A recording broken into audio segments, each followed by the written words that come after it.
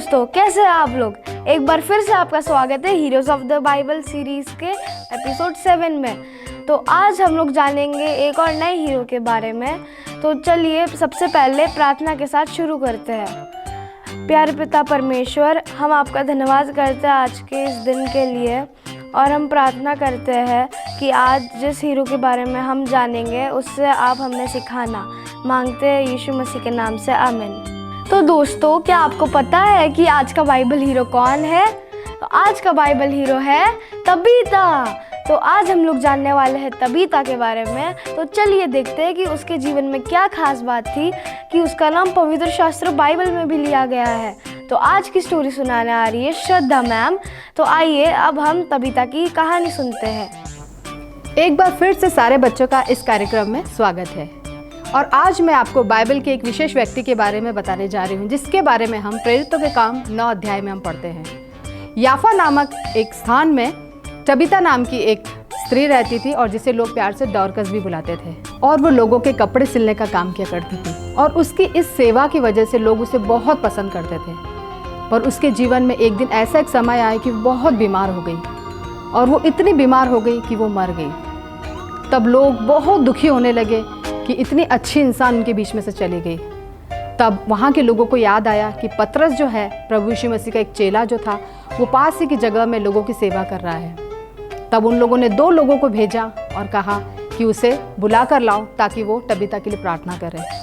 और जैसे ही पतरस वहाँ पर आया तो सारी स्त्रियाँ जो उसे बहुत प्रेम करती थी, पतरस को उसके कपड़े दिखाने लगी और बोलने लगी कि देखो, इतनी अच्छी सेवा करने वाली व्यक्ति हमारे बीच में से चली गई। तब पतरस ने घुटनों पर आकर उस स्त्री के लिए प्रार्थना करी और कहा, हे तबीता उठ। और वो तुरंत अपनी आंखें खोलकर उठ गई। आप इसके जीवन से क्या सीख सकते हैं? आपने सुना कि तबीता एक बहुत अच्छी व्यक्ति थी। वो लोगों की सेवा किया करती थी। जिन लोगों के बीच में बैठती थी वो उन लोगों की सेवा किया करती थी। आप उसके जीवन से सीख सकते हैं कि जब भी आप भले काम करते हैं तो उसका प्रतिफल आपके जीवन में अच्छा ही और भला ही मिलता है। तबीता को नहीं मालूम था उसके जीवन में आगे क्या होने वाला है, पर वो भले कामों को करती रही और उसने अपने जीवन को वापस से पाया। नीति वचन 19:17 में लिखा है, जो कंगाल पर अनुग्रह करता है वो यहोवा को उधार देता है। इसका मतलब यह है कि अगर आप किसी की भी मदद करते हो तो आप अपने परमेश्वर को उधार देते हैं। और बच्चों, आपको पता है उधार क्या होता है? उधार वो चीज़ होती है जो आपको वापस मिलती है। और उसने जो भी कुछ किया, उसने जो भी भले कामों को किया, तो उसके जीवन में उसको वापस मिला और उसको एक नया जीवन मिला। ऐसे आपके जीवन में भी परिस्थितियाँ आ सकती है। डॉर्कस की तरह आप भी भले कामों को करते रहिए। आपके जीवन में बीमारी आए, तकलीफ आए, कुछ भी आए, पर आप भले कामों को करते रहेंगे तो उसका प्रतिफल आपको परमेश्वर हमेशा अच्छा ही देने वाले हैं। तो कभी ना भूलिएगा बाइबल की इस कहानी को, जिसमें हम आज तबीता के बारे में सीखा है, और इसके जीवन के द्वारा आप लोग आशीष पाते रहिए। Thank you. तो दोस्तों, जैसे कि आपने सुना, श्रद्धा मैम ने हमें कितने अच्छे से स्टोरी सुनाई। तो इस स्टोरी का कंक्लूजन ये है कि हमें भी तबीता के समान ही यीशु मसीह के पीछे चलने वाला, दूसरों की मदद करने वाला और अच्छी बातों पे ध्यान लगाने वाला बनना है। तो अब हम चलेंगे मेमोरी वर्स की तरफ। तो आज का वचन है नीति वचन 19:17, प्रोवर्ब्स 19:17। जो कंगाल पर अनुग्रह करता है वह यहोवा को उधार देता है, और वह अपने इस काम का प्रतिफल पाएगा। तो आपने इस वचन को सुना, चलिए इसको फिर से दोहराते हैं। 1 2 3। जो कंगाल पर अनुग्रह करता है वह यहोवा को उधार देता है, और वह अपने इस काम का प्रतिफल पाएगा। तो दोस्तों, अब है आर्ट एंड क्राफ्ट का टाइम, और आज आर्ट एंड क्राफ्ट कराने आ रही है जेसिका मैम। तो क्या आपको आर्ट एंड क्राफ्ट पसंद है? मुझे तो बहुत ज़्यादा पसंद है। तो चलो देखते हैं कि आज आर्ट एंड क्राफ्ट में जेसिका मैम हमें क्या कराएंगी। हेलो बच्चों, आप सब कैसे हैं? Heroes of the Bible series के आर्ट एंड क्राफ्ट सेशन में आप सभी का स्वागत है। तो बच्चों, आज आपने किसकी स्टोरी सुनी? करेक्ट, आज हमने सुनी है तबीता की स्टोरी। तो बच्चों, हम उसी से रिलेटेड एक क्राफ्ट करेंगे। तो उस क्राफ्ट को करने के लिए हमें चाहिए एक सीजर, एक ग्लू, पेंसिल, स्केच कलर्स और A4 साइज का एक वाइट पेपर और कुछ कलरफुल शीट्स। ओके बच्चों, तो शुरू करते हैं आज का क्राफ्ट। तो उस सबसे पहले हम करेंगे एक टी शर्ट की कटिंग। ओके बच्चों, तो सबसे पहले हम पेंसिल से एक टी शर्ट ड्रॉ करेंगे। ओके,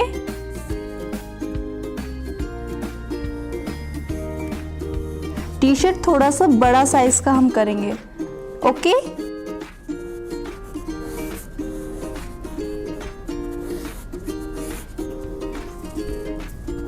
तो बच्चों हमने अब ये टी शर्ट ड्रॉ कर लिया है। अब हम इसके ऊपर ब्लैक स्केच से आउटलाइन करेंगे।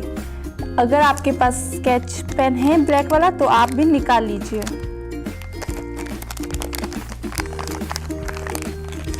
और ध्यान से इसी के ऊपर ड्रॉ कीजिए।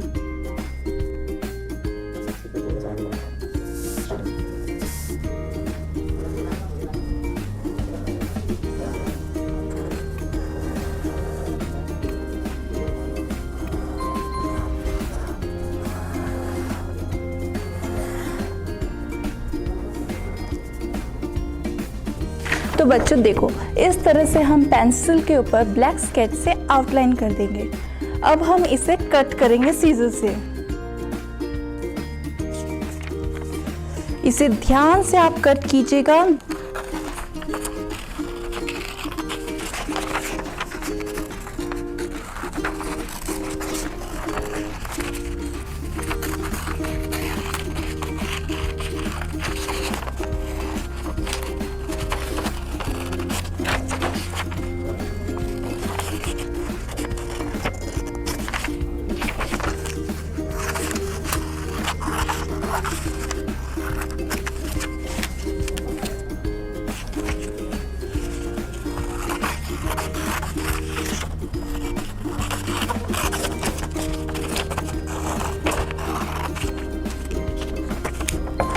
तो बच्चों हमने कर लिया टी शर्ट को अच्छी तरह से कट। अब हम करेंगे कि एक अपने पसंद का कोई भी कलरफुल पेपर लेकर हम इसके छोटे छोटे पीसेस कर देंगे, स्क्वायर शेप या रेक्टेंगल शेप में। ओके,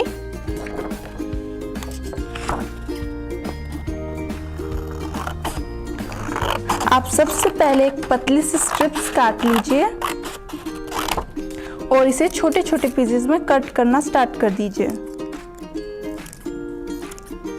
इस तरह से।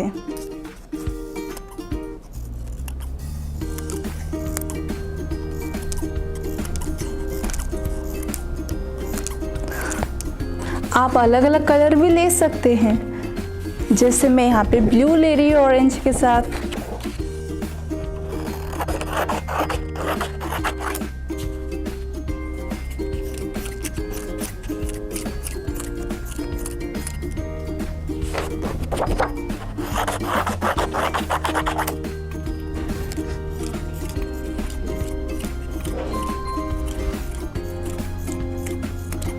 तो बच्चों अब हमने ये सारे पीसेस कर लिए हैं। तो अब हम क्या करेंगे, अब हम इन सारे पीसेस को इस टी शर्ट पे स्टिक करेंगे इस ग्लू के हेल्प से। ओके,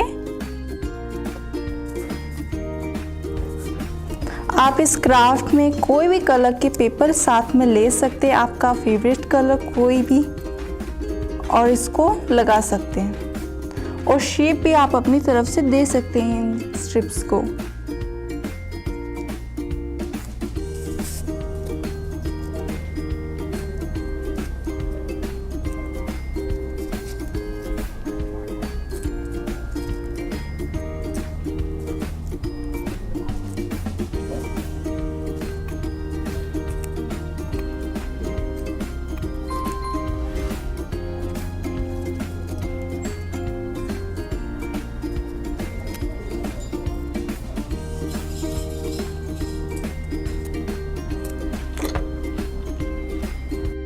देखो अब हमारा क्राफ्ट रेडी है।